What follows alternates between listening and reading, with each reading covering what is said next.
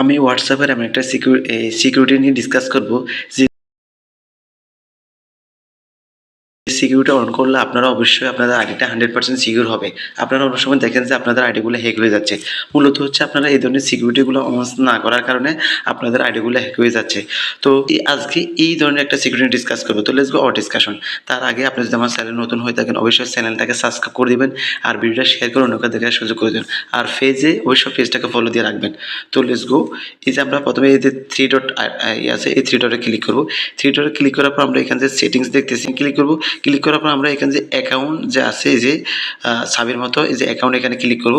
এখানে আমরা অনেকগুলো অপশন দেখতে পাবো। তার মধ্যে একটা অপশন আছে পাস কি। এই পাস কিটা হচ্ছে আমরা আজকে আমাদের সিকিউরিটির বিষয়।